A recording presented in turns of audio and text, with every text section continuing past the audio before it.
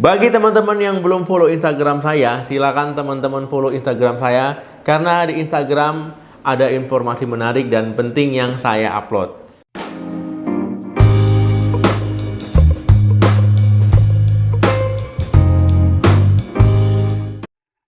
Halo, assalamualaikum warahmatullahi wabarakatuh. Balik lagi channel saya. Semoga teman-teman semua selalu dalam keadaan sehat. Amin. Teman-teman, ya, alergi makanan itu banyak ya, tiap orang berbeda jenis makanan yang alergi itu beda, kemudian reaksinya juga berbeda-beda. Nah, kemudian alergi yang paling umum juga merupakan makanannya itu adalah telur, ya, alergi telur. Nah, bagaimana pendapat teman-teman tentang alergi telur? Nah, apakah teman-teman ada alergi telur atau tidak? Nah, bagi teman-teman yang alergi, silakan tulis di kolom komentar. Kalau seandainya makan telur, apa sih reaksi yang teman-teman alami? Kemudian juga untuk yang tidak ada alergi, silakan tulis juga di kolom komentar bagaimana pendapat teman-teman tentang telur. Nah, jadi pada video kali ini kita akan membahas kupas mengenai alergi telur. Kok bisa? Gejala reaksi alergi tiap orang itu berbeda-beda ya. Ada yang ringan, ya, misalkan cuman kemerahan, bentol-bentol, kemudian gatel-gatel, ya. Ada juga yang alerginya itu berat ya, sampai sesak napas, sampai bengkak-bengkak, sampai pingsan ya, bahkan sampai shock anafilaksis.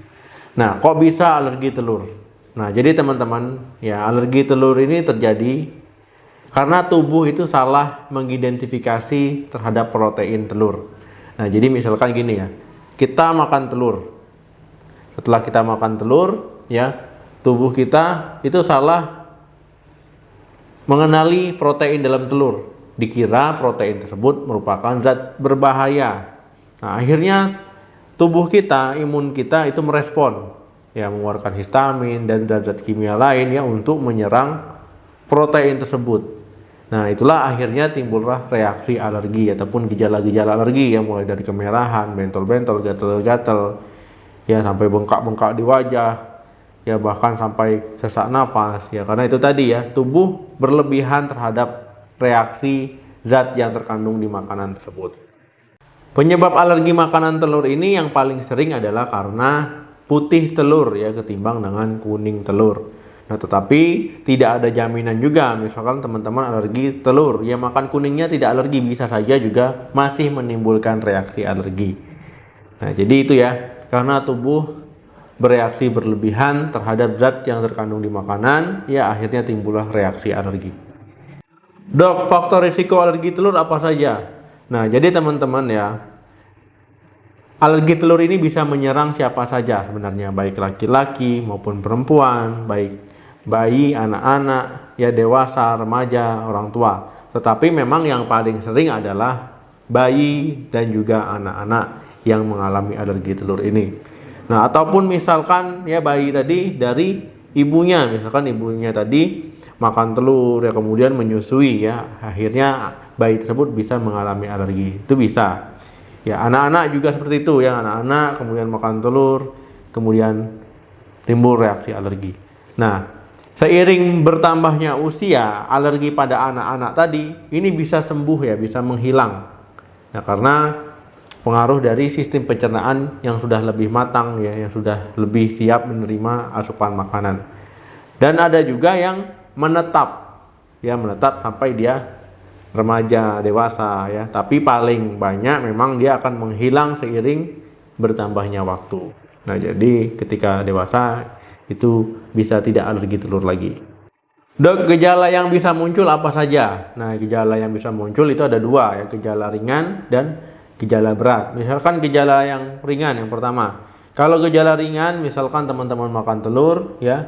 Nah, kemudian timbul gejala mulai dari kemerahan, ya, timbul ruam-ruam, ya, bentol-bentol, gatal-gatal, ya, bersin-bersin, ya, batuk, kemudian rasa di langit-langit tenggorokan, itu hidung gatal-gatal, hidungnya bisa tersumbat, bisa meler-meler ya, bisa rinitis, ataupun bisa pembekakan di saluran pernapasan ya, penyempitan saluran pernapasan, akhirnya napasnya jadi mengi.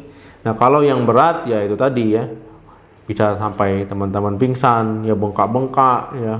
Kemudian juga teman-teman bisa mengalami shock anafilaksis, itu yang memang kondisinya yang berat. Kalau teman-teman mengalami shock anafilaksis ya sebaiknya itu segera dibawa ke UGD ya untuk mendapatkan pertolongan. Nah, karena memang shock anafilaksis ini kondisi yang gawat darurat. Kalau shock anafilaksis ini ya teman-teman bisa tekanan darahnya tiba-tiba menurun, nadinya tiba-tiba lemah ya. Nah, kemudian detak jantungnya bisa berdebar-debar. Nah, memang ini kondisi yang gawat. Nah, teman-teman ya, walaupun teman-teman alergi telur ayam, itu kemungkinan besar alergi juga terhadap telur-telur lainnya, misalkan telur bebek, telur burung puyuh, ataupun telur unggas lainnya. Nah, ini alergi juga biasanya. Bagaimana dok cara mengobatinya? Nah, jadi teman-teman ya, untuk yang memiliki alergi ya sebaiknya harus ada jaga-jaga ya. Jaga-jaga itu antihistamin. Nah, teman-teman bisa membeli obat non resep ini ya di apotik.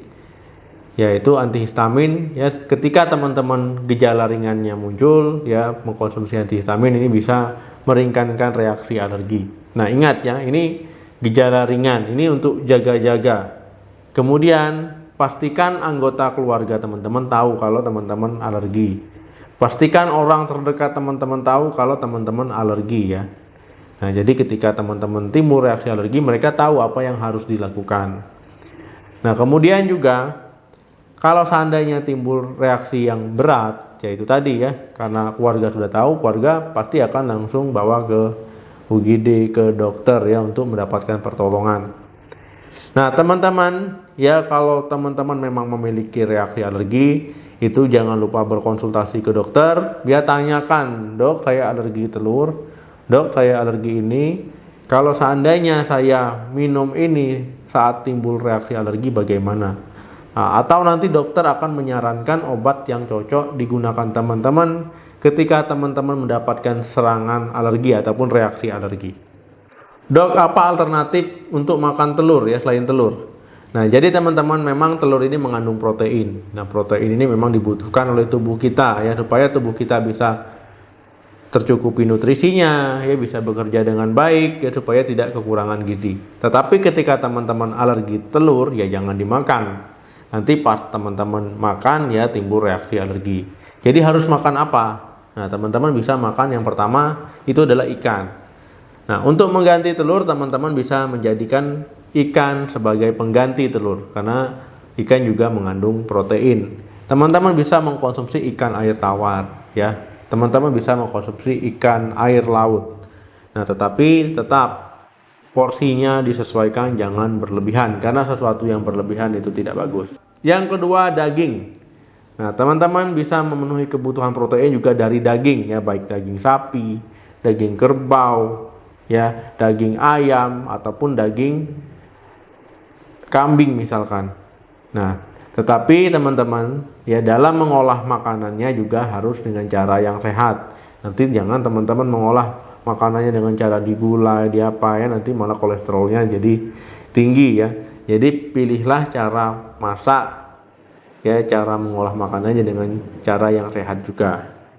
Untuk daging tadi teman-teman juga makannya sewajarnya, jangan berlebihan. Nah, yang ketiga susu. Nah, tapi pastikan dulu teman-teman tidak alergi dengan susu dan turunannya. Kalau seandainya alergi ya jangan dimakan. Tapi kalau tidak alergi, nah susu bisa menjadi sumber kalsium dan juga sebagai pengganti telur ya proteinnya. Nah, misalkan teman-teman mengkonsumsi susu sapi ya, ataupun keju, misalkan yogurt, es krim, kemudian juga misalkan teman-teman mentega gitu ya. Nah, teman-teman bisa mengkonsumsinya. Nah, tapi tetap diingat teman-teman, untuk mengkonsumsi susu juga jangan berlebihan ya. Konsumsilah sewajarnya. Dan yang saya ingatkan lagi, pastikan teman-teman tidak alergi dengan produk susu dan turunannya. Nanti takutnya mau menghindari telur, minum susu, rupanya susu juga alergi. Nah, ini kan malah sama saja. Oke teman-teman, ya itu tadi kenapa kok bisa alergi telur. Kenapa ketika teman-teman makan telur bisa timbul reaksi alergi. Nah, bagi teman-teman yang alergi, silakan tulis di kolom komentar bagaimana sih reaksi yang timbul, dan apa saja yang teman-teman lakukan untuk mengatasi alerginya, supaya teman-teman yang lain bisa lihat. Terima kasih yang sudah menonton video ini sampai habis. Jangan lupa di like, di share, dan komen video ini. Terima kasih juga untuk teman-teman yang selalu mendukung channel ini. Dan saya doakan semoga teman-teman yang sedang sakit segera diberikan kesembuhan, dan kita semua selalu diberikan kesehatan. Amin. Sampai ketemu lagi di video saya selanjutnya. Salam sehat. Sampai jumpa.